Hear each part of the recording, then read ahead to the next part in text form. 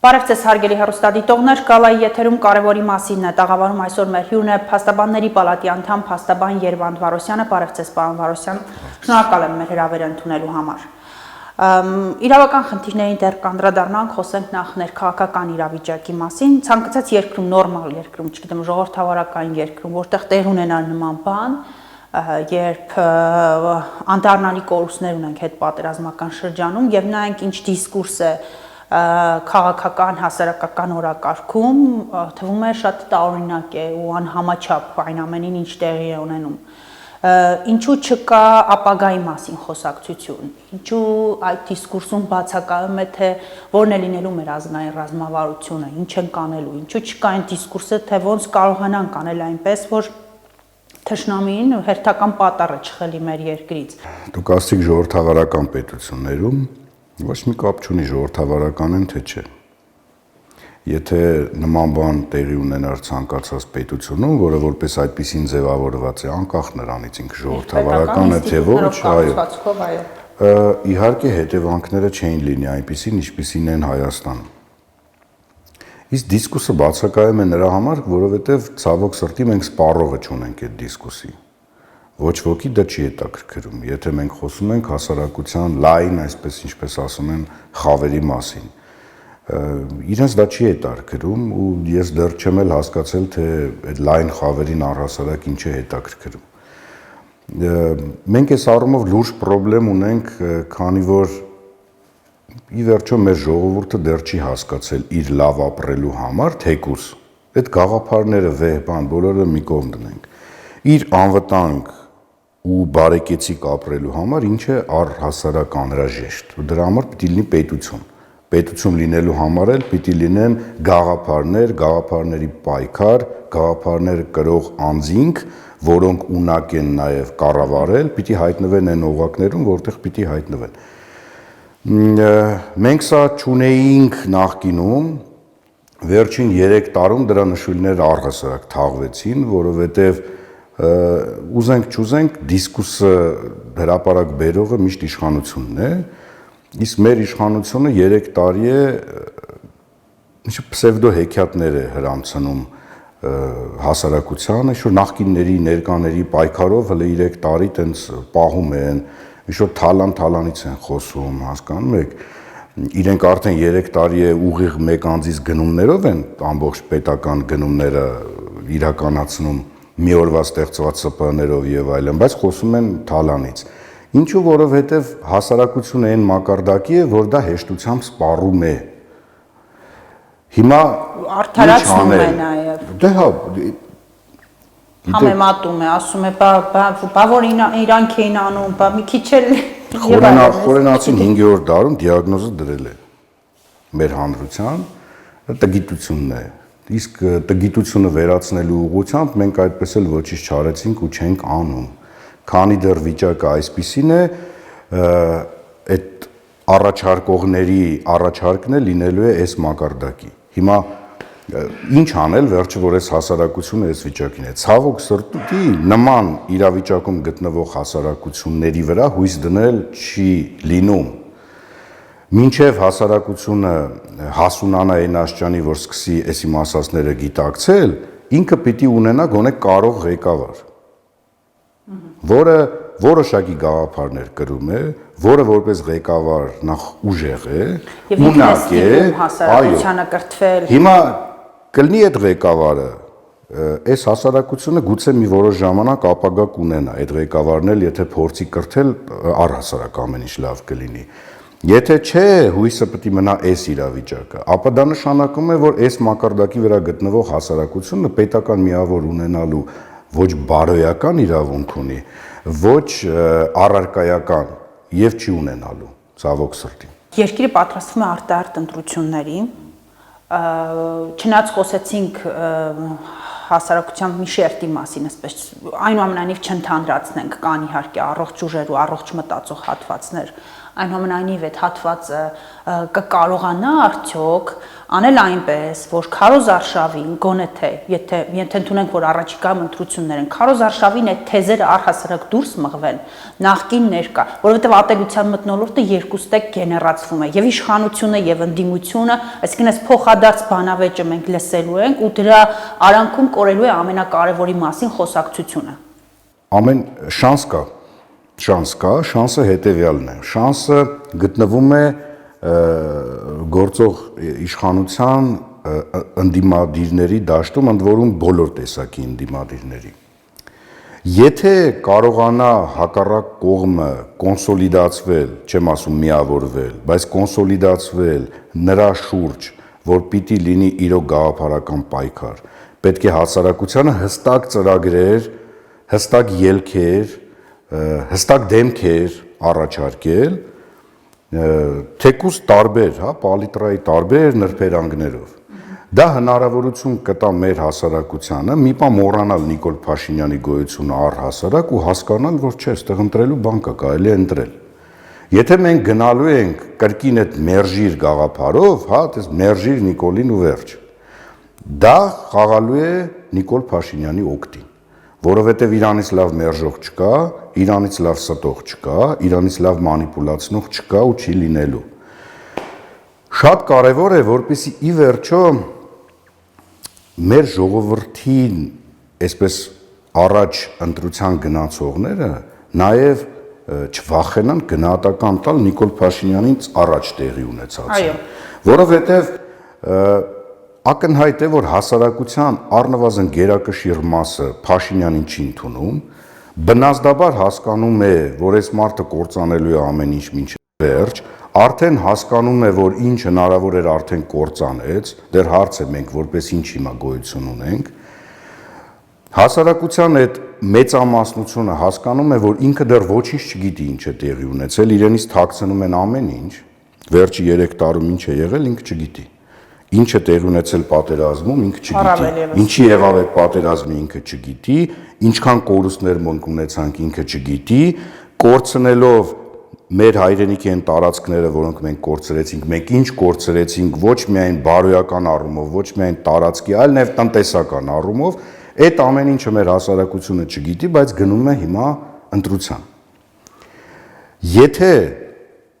չխորշեն հակառակ թևերը գնահատական տալ Նիկոլից առաջ տեղի ունեցածին, որովհետև նայեք, Նիկոլ Փաշինյանը հենց այնպես չհայտնվեց, հենց չի որ տնտեսական փողեր ծախսեցին, իհարկե ինչ-որ անհայտ փողեր պտտվեցին, ինչ-որ այսպես տեխնոլոգիաներ ֆեյքային կիրառվեցին եւ այլն, բայց կար դա կիրառելու պարարտ էլ կիրառվեց եւ եղավ այն ինչ որ եղավ։ Հիմա ստացվում է, որ երբեմն այսպես տպավորություն է, որ Նիկոլից առաջ ամեն ինչ հոյակապ էր, սենց եկավ ամեն ինչ քանդեց։ Հոյակապ չէր, այնքան խնդիրներ կային, որ իր նման մարդը կարացավ գա իշխանության։ Հիմա իհարկե այդ խնդիրներին զուգահեռ այնուամենայնիվ մենք ունենք պետություն, մենք անվտանգ էինք, մենք հնարավորություն ունենք մանր հարցեր արդեն բարձրացնել, փորձել դրանց լուծումը գտնել, բայց խնդիրները կային։ Ընդ որում, եթե այս ամեն ինչը կարողանա ընդդիմությունը բարձրացնել, Նիկոլ Փաշինյանը չի էլ կարող խաղացնել այդ նախկիններ, ներկաներ խաղաքարտը, որովհետև այտենց կարան հասարակ մարդկանց խաբեն, այք ինչ չեն կարա խաբեն, որովհետև իմ տեսած 10 տարվա բոլոր օրինակ վատ նախկինները անուն ազգանուններով հիմա ներկա են։ Հիմա իրանք տենց հեղափոխության մարտիկներ են, տենց ժավելաջրով լվացվել են, դարձել են տենց սուրբ հեղափոխականներ, բայց ես գիտեմ, չէ իրանք ովքեր են։ Ես գիտեմ, որ իրենք նույն կերպ ինչպես այսօր կատարում են Նիկոլ Փաշինյանի անհավասարակշիռ հրամանները, նախկինում էլ խելոք կատարում էին նախկինների հավասարակշիռ հրահանգները, բայց դրանից արդյունքը շատ չի փոխվում։ Այդ կամակատարները այսօր ծլում ծաղկում բարգավաճում են, հասկանում եք, ու այսպես դեռ հասարակության զանգված կա, որին խաբում են նախկինով։ Նախկին չկա, այդ նախկինները բոլորը լավ տեղավորված ծառայում են այսպես կոչված ներկաներին։ Անդիմության, այսպես ասեմ, պարտության պատճառը կարող ենք արձանագրել, որ պարտվեց հետ պատերազմական այս ամբողջ ընթացքում, իրենք փորձեցին ինչ-որ բան անել, բայց պարտվեցին ինչու, որովհետև չհամարձակվեցին խոսել, հա, իրենց կառավարման տարիների սխալների մասին։ Ես պատճառներից մեկն ասեցի։ Ընդ որում տեսեք, այսօր ընդդիմություն ասելով այնպես չէ, որ բոլորը տես նախկին կառավարման համար պատասխանատու են։ Այնտեղ կան նոր դեմքեր, կան հին դեմքեր, որոնք կեղտոտված չեն, կան դեմքեր, որոնք հասարակության համար ընդունելի չեն դեռևս մինչև այսօր։ Այնտեղ խառնի ճաղանջ իրավիճակ է։ Այդ հարցին ես քանի որ քաղաքագետ չեմ կարող պատասխանել։ Ես արդյունքով եմ տեսնում։ Տեսնում եմ, որ Նիկոլ Փաշինյանը շարունակում է լինել վարչապետ, ինչը հակատրամաբանական է ու հակաբնական է, որ այս վիճակի երկիրը հասցրած մարդը շարունակի լինել իշխանության։ Եթե ինքը շարունակում է լինել իշխանության, նշանակում է ինչ-որ մեկը ինչ-որ բան սխալ է անում։ Այդ փաստ է։ Ինչու է մարդիկ վախենում իշխանափոխությունից։ Ինչու չի, այսինքն տարիների ընթացքում արդեն 30-ամյա անկախության այս ընթացքում հասարակությունը չի հասկացել կամ չի փորձում ընկալել այն հանգամանքը, որ իշխանությունը գործիք է։ Այս գործիքը լավ չի ծառայել, ես փոխում եմ իրան։ Ինչու կարճել ու դարձնել հերթական հրեշը։ Մեզ նախնական զրույցի ընթացքում խոսեցի 3 Արարատ Միրզոյանի պահվածքը ինքը չի պատասխանում լրագրողի հարցին ու տեսնում եմ մեկնաբանությունները սոցցանցերում, երբ համընդհանուր արդարացնում են։ Լավ է արել, լրագրողն է վատը, ճիշտ է արել, չպիտի պատասխաներ, ավելի կոպիտ պիտի լիներ եւ այլն, այսինքն անընդհատ ծնում են նոր հրեշի, ինչու։ Ցավոք սրտի մեր հասարակությունը դեռ տեր է ման գալիս։ Տեր, դիրեկտոր, ով է լինելու, ով է մեզ պահելու։ Փրկիչ են փնտրում, որը չկա, չի եղել ու չի լինելու։ Կան կամ adekvat կառավարիչներ, կան ոչ adekvat կառավարիչներ։ Գնացեք, ընտրեք ում ուզում եք, ձեր ապագան կապեք իր հետ։ Այս չկա, մարդիկ ման են գալիս տեր, մի հատ զանգված կա, հատկապես նաև պետական ապարատում, հա, որ ցենց տերը փոխվեց, կեցե նոր տերը։ Այդպես չպիտի լինի։ Այդպես չպիտի լինի, բայց հիմա չենք կարող մենք այդ մինչև հունիսի 20-ը բուժել մեր հասարակությանը։ Ես դրա համար ասում եմ, եթե կարողանանք գոնե այնպես aնել, որ ազգային ժողովում ներկայացված լինի լայն ավելի շրջանակ քաղաքական ուժերի, որոնք իրենց միջի առողջ մասսայով կկարողանան ինչ-որ հարցում կոնսոլիդացվել ու այս անմեղսունակ վիճակից գոնե մենք դուրս գանք, հետո մտածենք, մի տեսնենք այս հասարակության մակարդակը որևէ կերպ կարողանում ենք բարձրացնել, թե չէ։ Իսկ եթե այս իշխանությունը վերարտադրվեց, հարցնելու էի, թե ինչ ենք ունենալու արդյունքում։ Փորձելու են ամեն դեպքում։ Փորձելու են վերարտադրվել, իրենք ամեն ինչ անելու։ Ամեն ինչ են անելու դրան ուղղված, բայց ես նորից եմ ասում, շանսը կա, որովհետև եթե վերարտադրվեցին, մենք դանդաղ, գուցե նաև արագ, վերջնականապես այս Հայաստան պրոյեկտի էջը կփակենք, կգնանք առաջ։ Ինչու է այդպես կարող։ Այդպես է լինելու, որովհետև իրենց կառավարման 3 տարիները ցույց տվեցին, որ եւս 2-3 տարի մենք դժվար դիմանանք նման կառավարման։ Ենթադրում եք խիստ կառավարելի է, այսպես քաղաքական ուժեր կլինեն խորհրդանում ու չի լինի են։ Դրա ելքը մեկն է։ Մեր ժողովուրդը պիտի մի պա մոռանա Նիկոլ Փաշինյանի գոյությունը առհասարակ ու գնա ընտրության։ Այսօր արդեն ակնհայտ է, որ ձևավորվում է ինչ-որ լայն շրջանակ քաղաքական ուժերի, որոնք իրարից խիստ տարբեր են եւ դեմքերով եւ գաղափարներով եւ ունեն տարբեր առաջարկներ։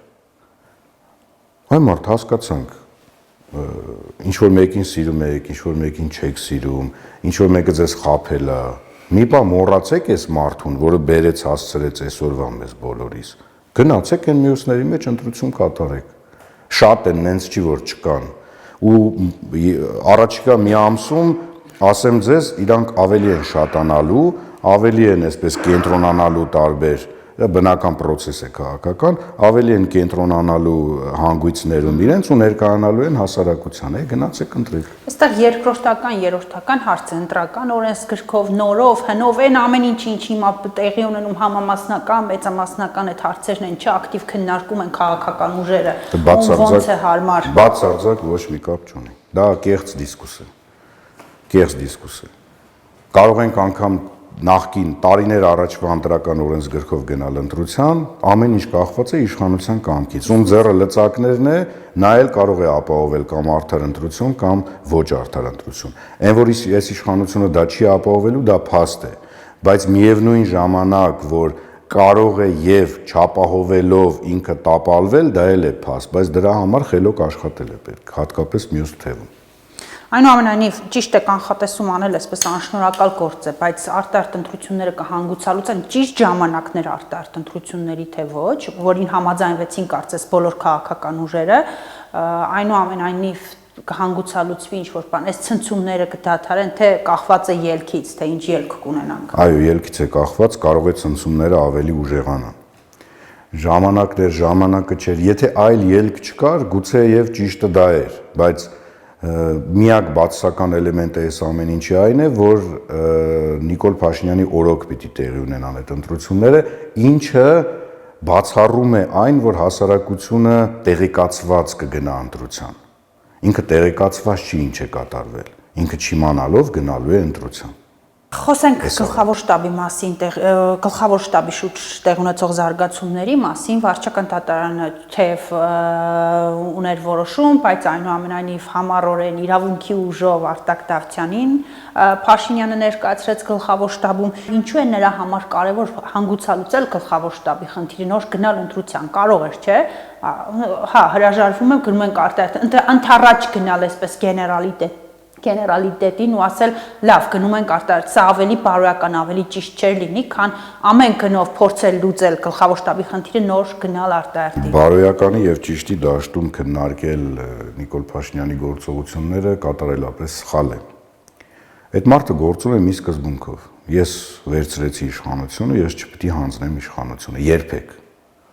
երբեք, ընդ որում ես ասեմ, եթե ինչ-որ մեկին թվում է, որ ինքը իր պատկերացմամբ ինչ-որ 5 տարով է եկել կամ 10 տարով է եկել, դա սուտ է, դες բան չկա, ինքը եկել է հավերժ, հետ իմացեք։ Այդ ճանապարհին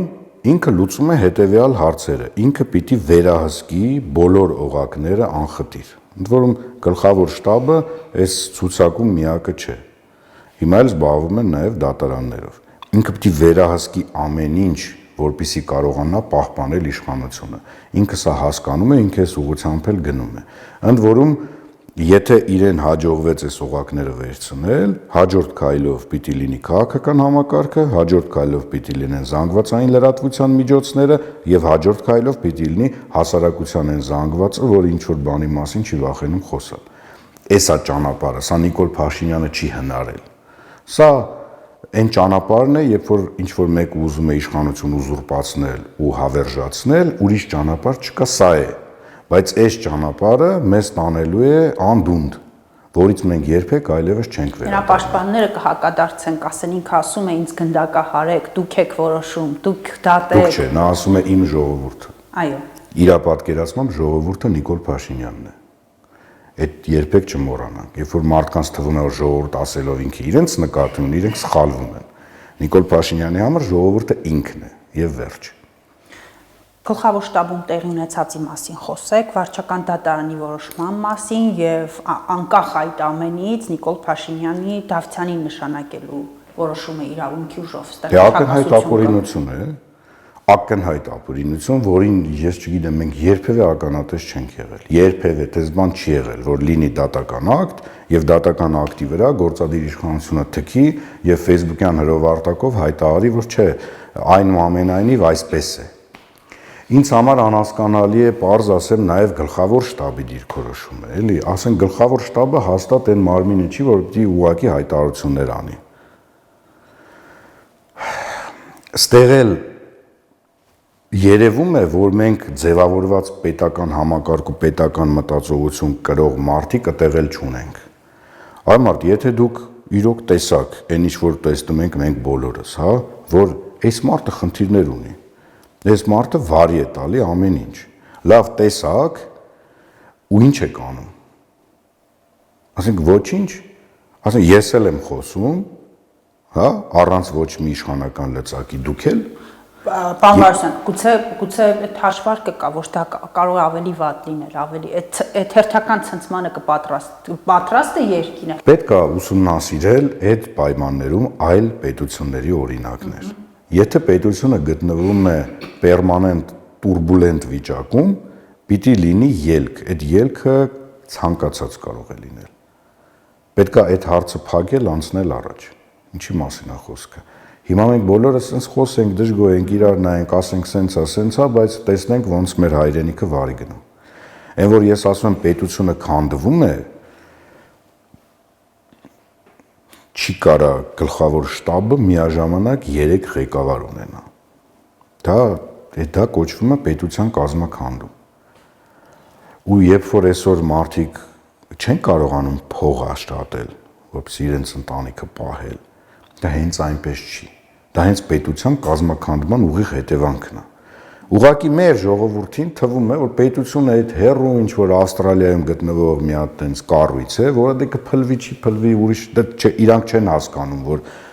իրենց անձնական անվտանգությունը, իրենց ընտանիքների անվտանգությունը, իրենց ապագայում հնարավորությունը առհասարակ ապրել եւ գոյատևել այս տարածքում կապված է այդ պետության գոյությունից կամ չգոյությունից։ Խոսենք դատական համակարգի մասին նաև վերջերս Արագածոտնի մարզում Փաշինյանը ասում էր, որ մարդիկ որոշ ուժեր ահաբեկչության կոչեր են անում, այրուն են ուզում հեղել ու ասում է, որ որոշ դատավորներ խրախուսում են այդ սպանության կոչերը, դատավորները ազատ են արձակում, այս թեզը պաշտպանեց նաև Գագիկ Ջահանգիրյանը, որ մահափորձի մասին խոսակցություններ են լինում եւ այլն, բայց դատարանները ազատ են արձակում։ Նույնը ասաց Փաշինյանը, նշեց, որ այո, դա իրենց թերացումն է, բայց իրենք շանս էին տվել դատարաններին։ Ինչու են դատարանները խրախուսում սպանությունների կոչերը։ Եկեք սկսենք հետեւյալից։ Նախ ես այդ այսպես կոչված սպանության նախապատրաստության քրեական գործին քաջածանոթ եմ։ Աբսուրդի ժանրից մի հատ հեքիաթ է, որը բերում հրամցնում են, ուզում են ինչ-որ դատավորել դրա տակ ստորագրի։ Ասենք ինչ-որ մեկը խոսում է, որ պետք է խփել դրան, հա։ Հա պետք է իջեք, մեր բակի չեք, եկեք մի օր առավոտը ասեք ելքը որն եք տեսնում, ժողովրդի կեսն ասում է ուրիշ ելք չկա, պետք է խփեն։ Հիմա այդ ինչա սպանության նախապատրաստությունը, տանեն բոլորին կալանավորեն այդ հոդվածներով։ Սա աբսուրդ է ուղղակի։ Աբսուրդ։ Հիմա իսկ երբ որ Նիկոլ Փաշինյանն ասում է, որ եկել է քաղաքացու վրեժի ժամանակը պիտի գաք բոլոր վնգստացողներին պատերի տակ սատկացնենք, դա ինչը բռնության կոչ չի։ Թե դրան պիտի ծափ տան դատավորները հլու հնազանդ։ Հետո հետաքրքիր է ինչ է նկատի ունի Փաշինյանը վնգստացող դատավորներ ասելով։ Արդյոք նկատի ունի այն դատավորներին, որոնց մասին մենք նախկինում 10 եւ ավել տարիներ առիթ ունեցել ենք խոսել, նրանց գործունեությունը վերհանել, քննադատել։ Հայտնի են դակողների մասին է։ Այնտեղ մարդիկ կան նստած 25 տարի է բոլոր իշխանությունների պատվերներն են դակում կամ դատախազության մեղադրանքներն են դակում նստած խելոք։ Նրանց չգիտես ինչու նկատի չունի։ Այսօր սկսել են իր դուրը գալ այդ դակողները, որովհետև իր ուզածն են դակում։ Հենց ստեղ է, որ ինքը որ ասում է նախկին, ինքը սուտ է խոսում։ Ինքը իրանից ավելի նախկին այսօր գոյություն չունի։ Այն նախկին արատավոր երևույթները ավելի լավ լվացնող, քան ինքն է գոյություն չունի, որովհետև ինքը այնպիսի բաներ է անում, որ երբ որ հայմատություն ես դնում նախկին վատի հետ, ուզում ես գնաս այդ նախկին վատի հետևից վազես։ Բայց շարունակում է մանիպուլացնել ու խաբել։ Հիմա դատական համակարգը ինչ է ինքը ուզում անել։ Ինքը ուզում է վերստեղծել նախկինում գոյություն ունեցող դատարանների բուրգը, որը ըստ էության նախարարություն էր, իրենի նախորդ իշխանությունները որոշակի բարեփոխումներ շատ դանդաղ դատական համակարգում այնուամենայնիվ նաև մեր կողմից զորելով անում էին, արդյունքում ձևավորվել էր դատավորների ինչ-որ փոքրաթիվ նաև խավ, որը կոռումպացված չէր, ոչ մեկին չէր ենթարկվում, բանիմաց էր ու աշխատում էին իրենց խղճով։ Փոխվեց իշխանությունը, այդ մարդիկ այսպես ավելի ոգևորվեցին, որ դե ավելի լավ, հիմա հանգիստ ավելի կարող ենք աշխատել։ Բայց ստացվեց հակառակը։ Այդ մարդիկ հայտնվել են թիրախում, իրանց ասում են դուք վնգստացող եք, չգիտեմ ում եք ենթարկվում, որ այդ մարդկանց ճանաչելով դժվար է պատկերացնել, որ իրենք առհասարակ ինչ-որ մեկին ենթարկվում են։ Ընդ որում իշխանությունը խաբում է ժողովրդին, որ իրանք ենթարկվում են ինչ-որ նախկիններին, պսևդո։ Դա ուղղակի անհնար է ենթարկվել մեկին, որը այլևս իշխանություն չի, իմաստը ո՞րն է դրան ենթարկվելը։ Այնուամենայնիվ հերքում եք, որ հնարավոր կապեր կան նախկինների Չէ, դա հեքիաթ է, դա բացառված է նման բան։ Ինչու եք այդպես վստահ։ Որովհետև հələ մի հատ պատկերացրեք, դուք դատավոր եք եւ իշխանությունը փոխվել։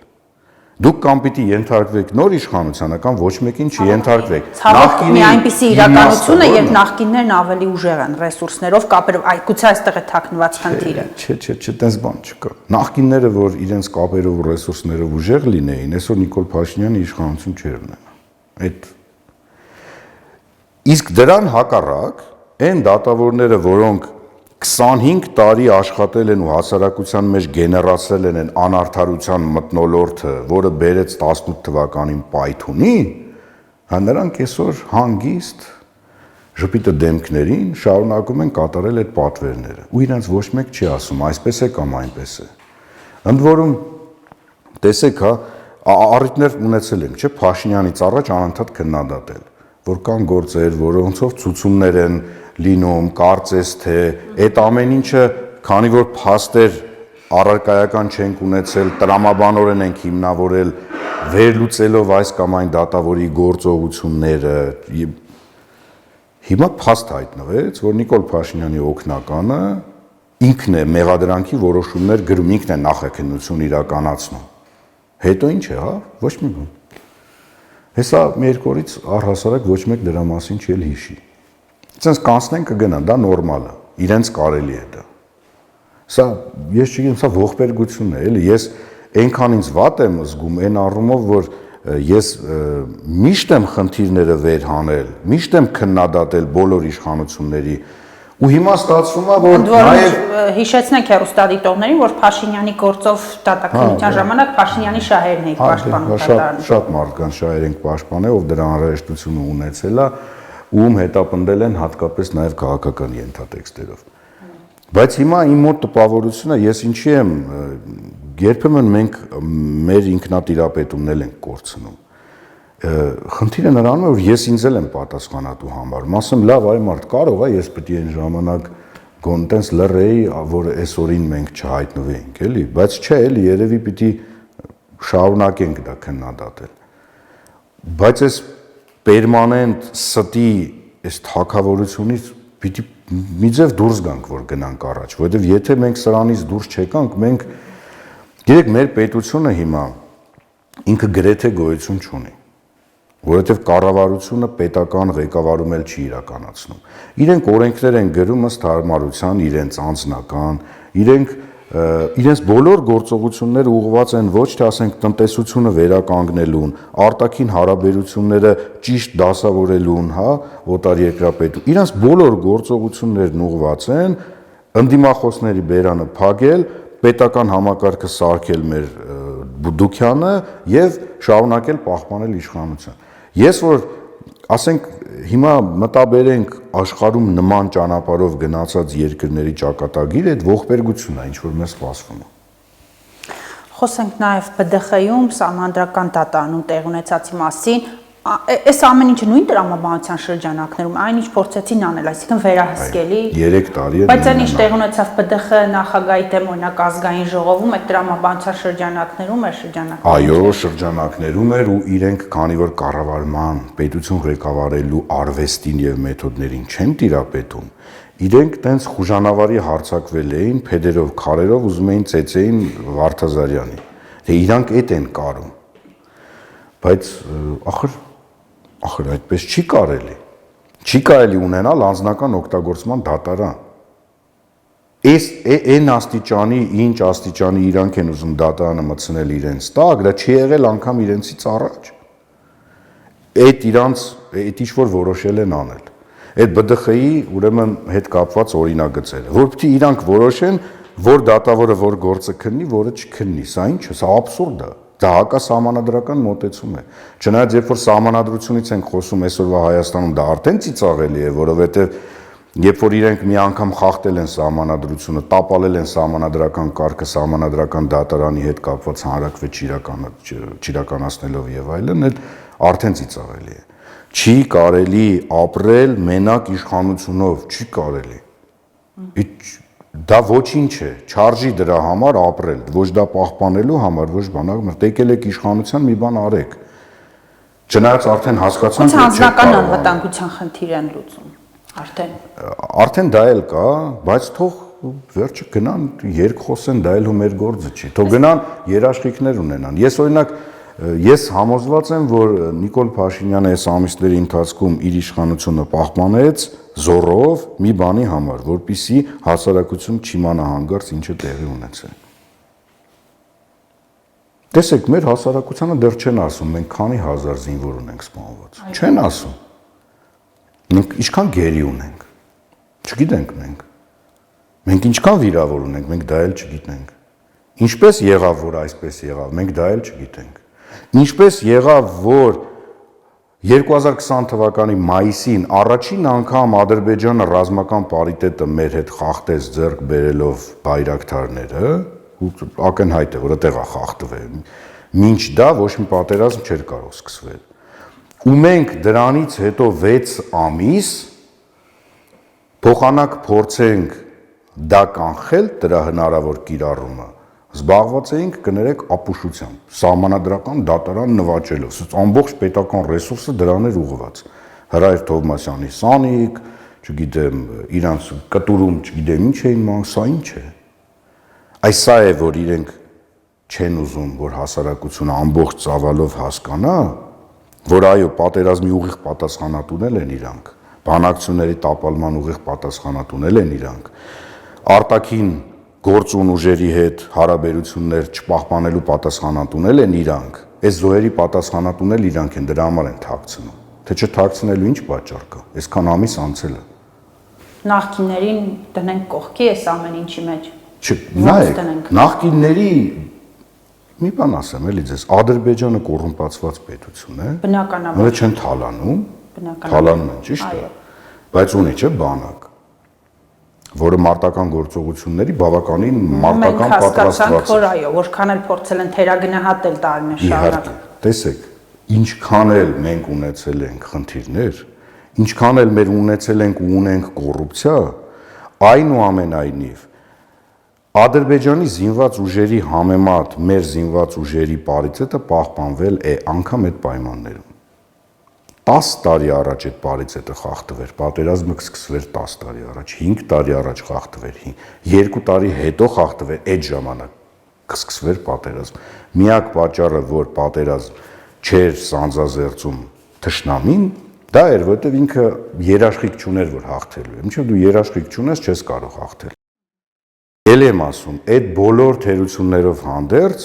առնվազն փաստը մնում է փաստ, որ մեր երկիրը այդ առումով եղել է պաշտպանված։ Ճիշտ է, կարող էր ավելի լավ պաշտպանված լինել, այո, ճիշտ է, ով ինչ ասում է ճիշտ է, բայց պաշտպանված էր այնքան, որքան թշնամին հնարավորություն չուներ անցնել այդ հարձակման, բայց դրանից հետո ժամանակահատվածում փաստորեն ստեղծվեց մի իրավիճակ, որ թշնամին զգաց, որ ինքը հաղթելու երաշխիք ունի։ Դա փաստ է։ Ինչքան էլ ով ինչ մեղավոր լինի, մեղավոր չլինի, մենք հոմ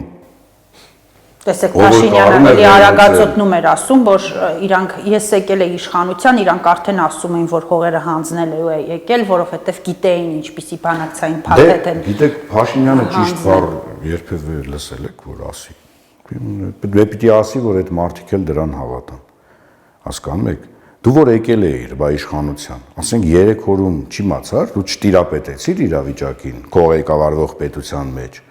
Բա տեսար ինչի են տանում քեզ, դուրը փակեիր, գնայիր տուն, ասեիր, ես ինչ խայտարակ վիճակա։ Այս սրանք ամեն ինչ վարի են տվել։ Չէ։ Եվ վերջին հարցը ժամանակը ցավոք սպառում է, այս ամեն ինչին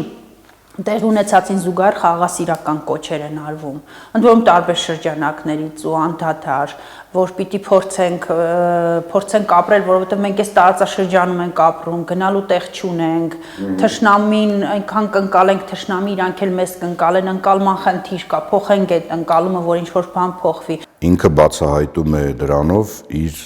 միակ գաղափարախոսական թեզերը։ Տեսեք, նա իրոք չունի գաղափարախոսություն, նա չունի իզմեր, նա ճիշտ է ասում, եւ դա էլ նաեւ գործաման պատճառներից մեկն է, բայց ստեղ ինքը բավականին անկեղծ է, ինքը ի ցույց է դնում ուր է ինքը գնալու։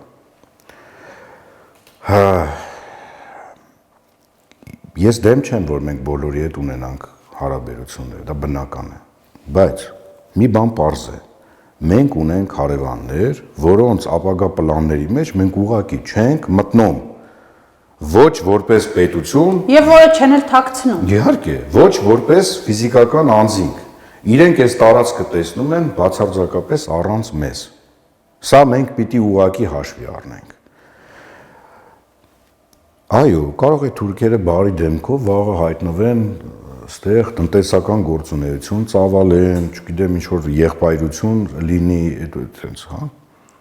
Բայց երբեք չպիտի մոռանանք, որ այդ մարդիկ այդ ամեն ինչը անում են մի նպատակով՝ մեզ տեղից զտելու համար։ Իրանք ուրիշ նպատակ չունեն։ Ընդ որում կներեք, եթե մենք էլ լինեինք իրանց տեղը, այդպես էինք մտածելու, որովհետև այս տարածաշրջանում առնվազն ներկա պատմական ժամանակահատվածում անհամատեղելի է մեր համատեղ ապրելը բարեկամության մեջ։ Կամ մենք պիտի կռվենք, պայքարենք մեր հայրենիքում անվտանգ ապրելու, մեր երեխեքի ստեղ ապրելու ապագայի համար, կամ մենք ստեղից թողնենք գնանք, որովհետև նրանք մեզանից ավելի կենսունակ են, նրանք ունեն ղեկավարներ, որոնք adekvat են, գիժ չեն եւ կարողանում են իրենց պլանները առաջ տանել, այս այլն։ Այս կամ էսա, ցավոք սրտի արդեն այդպես է։ Վերջին հարցը. ինչ անել, որպեսզի հասարակության առողջ կորիզը չգնա այս երկրից, մեր երկրից։ Դեղատոմսը մեկն է, ցավոք սրտի, դա լավագույն դեղատոմսը չի։ Ես որ ասում եմ պետք է ունենալ ուժեղ բանիմաց ղեկավար, որը ասես կասի, կանիկ, որոշի, կհասկանա տնտեսության մեջ ինչ հարց լուծվի։ Այսօր ցավոք սրտի մենք դեռ այն վիճակում ենք, որ կախված ենք լինելու մեկ անձից։ Այդ անձը կլինի ունակ, կարող ենք գնալ առաջ, ինքը կարող է հենվել կորիզի վրա, կորիզն էլ մնալ, հետո էլ մտածենք հասարակության մակարդակի բարձրացման մասին։ Եթե չէ, ոչինչ չենք ունենալ, որովհետև մենք չունենք այսօր այն ձևավորված էլիտան, չունենք ձևավորված այն հասարակության ընդհանուր գաղափարը, որ ամեն ինչ կախված չլինի կոնկրետ մի ղեկավարից։ Դա իդեալական տարբերակ է, այդպես պիտի լինի, եթե նայենք ապագա, եթե առհասարակ ապագա կա։ Բայց այսօր դեռ ցավոք սրտի հայտնվել ենք մի իրավիճակում, գուցե պատահականորեն, գուցե օբյեկտիվ, բայց հայտնվել ենք մի իրավիճակում, որ դեռ չունենք այն էլիտան, որը տենց շոքեքարշի դեր տանելով մյուսներին իրենց հետևից տանի։ Շնորհակալություն հետաքրքիր զրույցի համար։ Այսքանը հարգելի հեռուստադիտողներ, Գալայի եթերում կարևորի մասինն էր տաղավարում այսօր մեր հյուրն էր Փաստաբանների պալատի անդամ փաստաբան Երվանդ Վարոսյանը։ Շնորհակալ եմ նաև ձեզ ուշադրության համար։ Կհանդիպենք։